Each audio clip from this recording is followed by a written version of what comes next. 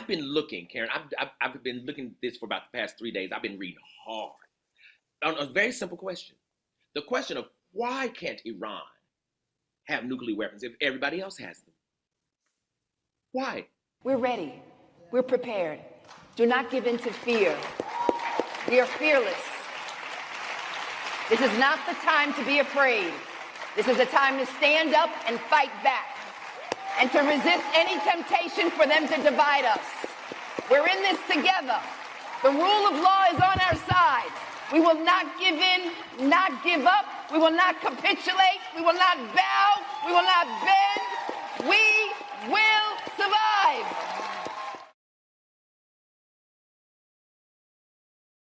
Where we are now with Iran and this failed government of people that have no humanity, have no good sense, no sense of purpose or history, don't care about people outside of their own selfish gains.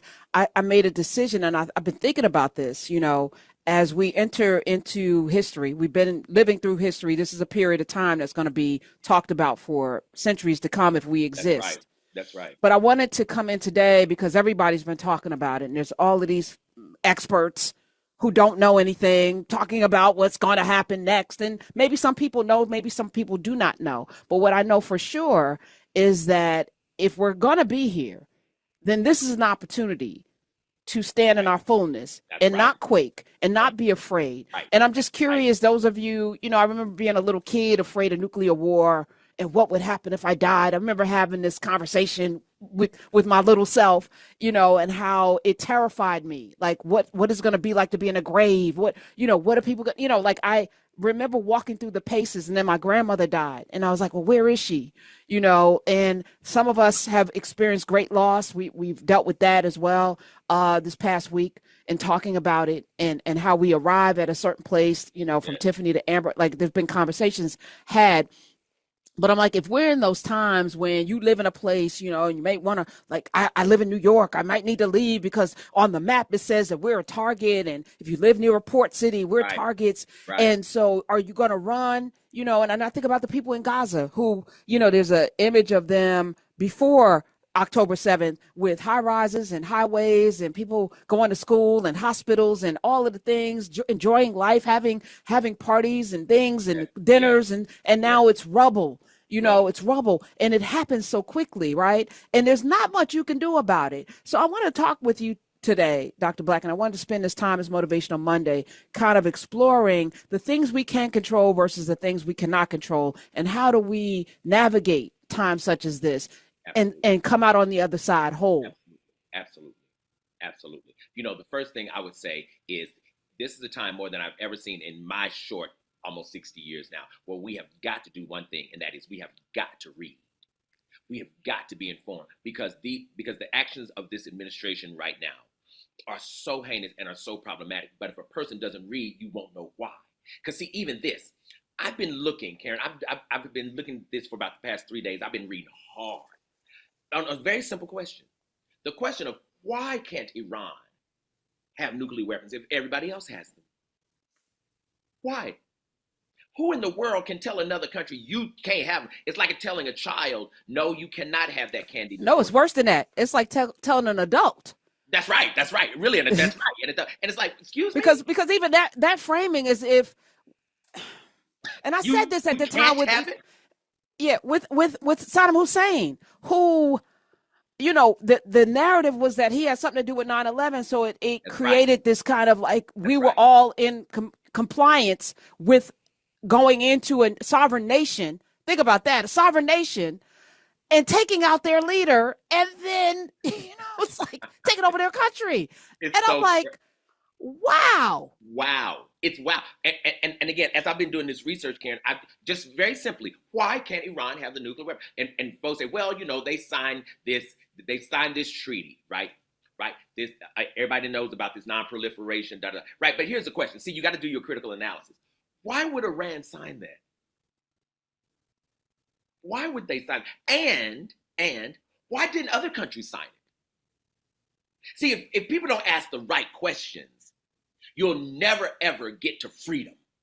freedom is not what is not fighting for you to have something other people don't have.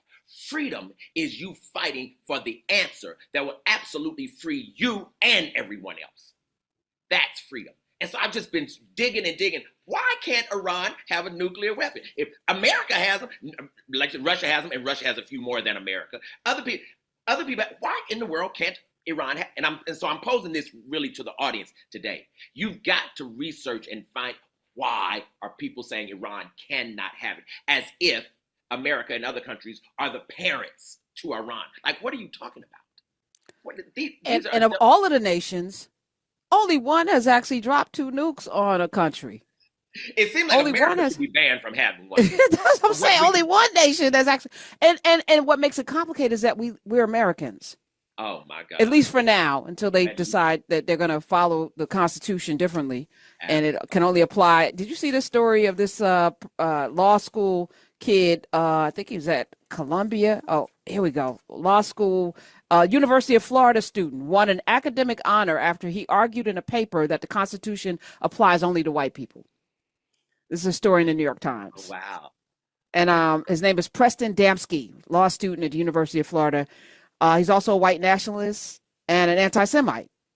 Last fall, he took a seminar taught by a federal judge on originalism, the legal theory favored by many conservatives that seeks to interpret the Constitution based on its meaning when it was adopted.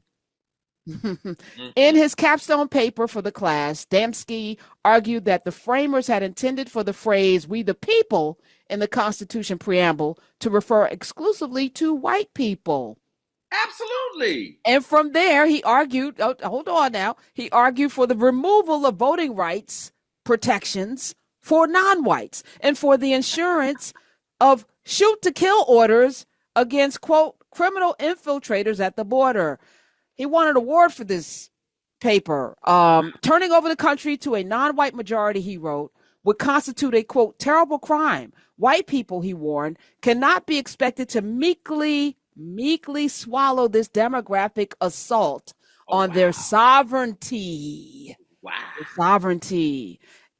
He's 29 years old. He was given the Book Award, which designated him as the best student in the class.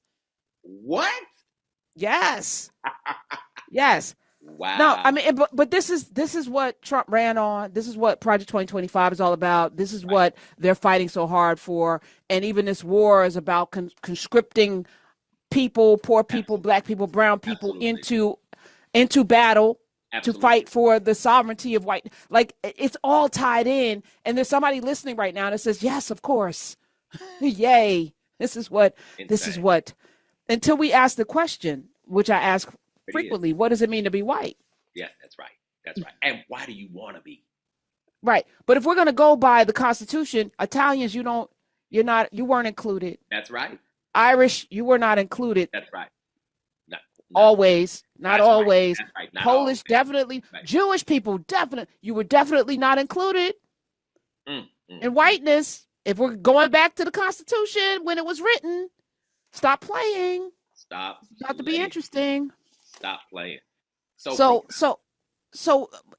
even as we go down to find out why can't they have it versus us, I do want to deal with the very big elephant in the room that we've struck a country, sovereign nation, without congressional approval. That's right. Folk were on vacation. This is out of the realm. This is not supposed to happen, given the structure of our government. We do not have a king or a dictator. He's not supposed to be able to do this without approval. That's right.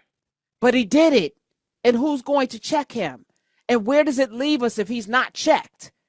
Like, and so as we the people, I know we feel very helpless, but we're not helpless at all. And I think that this is the time when courage is going to have to be summoned. And what does that even look like when we haven't had to have it until now? Right. So that's right. And one thing I'm going to say very quickly is also ignorance unchecked becomes a thing called oppressive policy. And it's extremely important for people to understand this. If you leave this unchecked, right, you are literally welcoming your own measures of oppression. And this is critical also because what some people are doing right now is they don't want to check Donald Trump because they prefer that he act this way. The preference really is that he act this way because this is really the dream of supremacy in America. The dream of supremacy is that a patriarch, right, gets to act and is act as long as he's quote unquote acting on behalf of the company of the country. It's a microcosm of the macrocosm of what people call family. The man as the head of the family. Yes, it would be good if he asked his wife, but if he doesn't have to. He can act on her behalf. Yes. Ma'am, Yes. he No. can act on her behalf. Now she can't act on his behalf. That's why she takes his name, but he doesn't take hers. And that's why she didn't get elected. And That's you right. didn't, that wasn't a Freudian slip when you said company. Because we are, I feel like we are living in a corporation right now with some Corporation. very bad No doubt, no CEOs. doubt. We're ready. We're prepared. Do not give in to fear. We are fearless. This is not the time to be afraid. This is a time to stand up and fight back and to resist any temptation for them to divide us. We're in this together. The rule of law is on our side. We will not give in, not give up. We will not capitulate. We will not bow. We will not bend. We will